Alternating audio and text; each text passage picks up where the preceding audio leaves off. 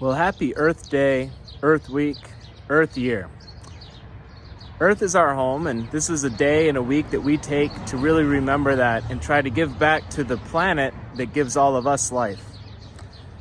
In creating habitat for pollinators or restoring lost prairie habitat, we're doing favors for the planet, even through vegetable gardening or growing fruits in our yards or in our neighborhoods. This is all good. So as we continue with our pollinator project and our prairie restoration project, we're going to be doing good things for our planet and carrying the spirit of Earth Day throughout the entire year.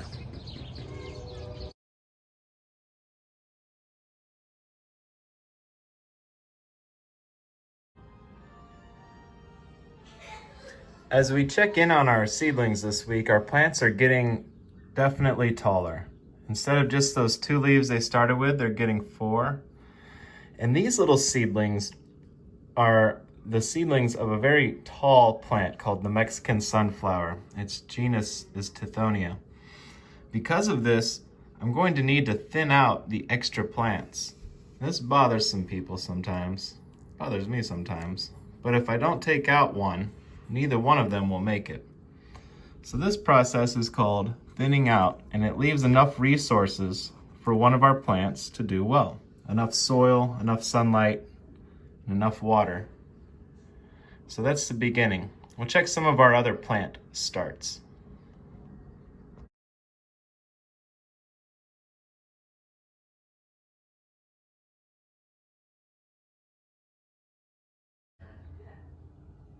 Now those previous 2 Mexican sunflowers were in my east window, which doesn't have the best light.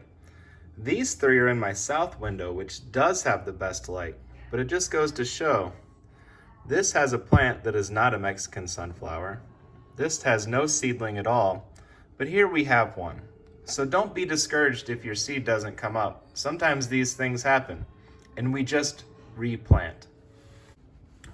And a sunflower of the Heliopolis genus is doing well too. My only concern here is we may have started it too early. In our part of Ohio, sunflowers don't generally get planted outside until after the middle of May. So if I can keep this one alive for 3 more weeks, it should be okay. I just hope it doesn't get too tall for its pot.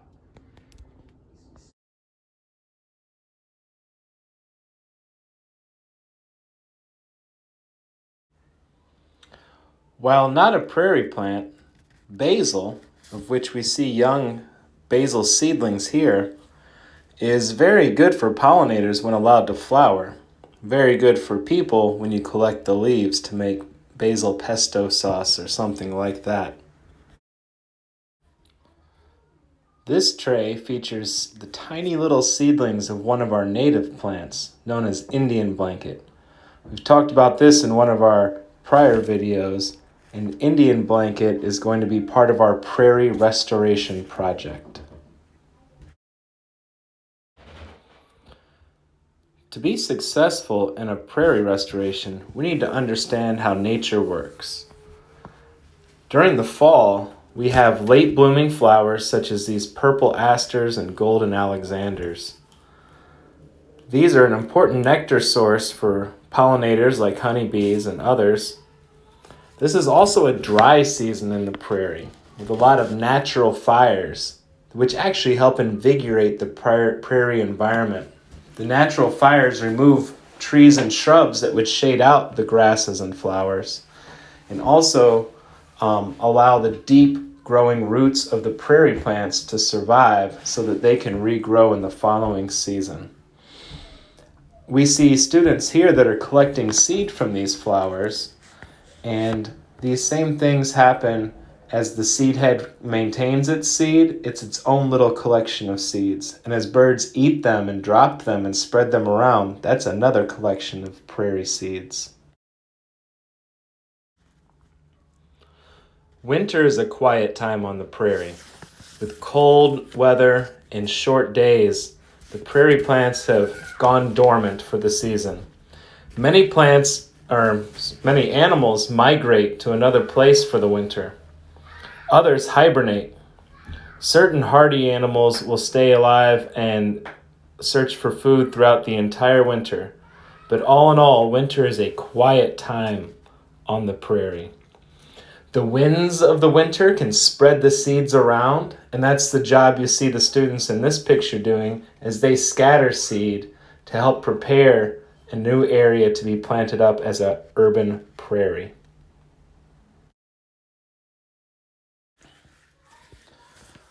Spring is a very wet season for the prairie, with early spring rains and also snowmelt from the winter. You'll begin to see the first shoots of new plants come out of the ground. Our earliest spring wildflowers are blooming, and it's a time of great change from the cold of winter to the warmth of summer. One of our activities as humans during this time is to transplant our young seedlings into the ground, those that might be a little sensitive to cold from being so young and so fresh. Summertime reveals the prairie in its prime. The most plants are blooming, plants have grown to full height. There are pollinators and animals everywhere. There are summer blooms of flowers.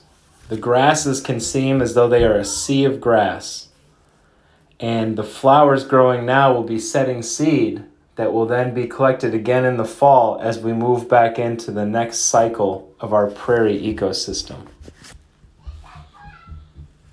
Just as in our lives, prairies go through changes throughout the different seasons. How is your life different from winter to summer?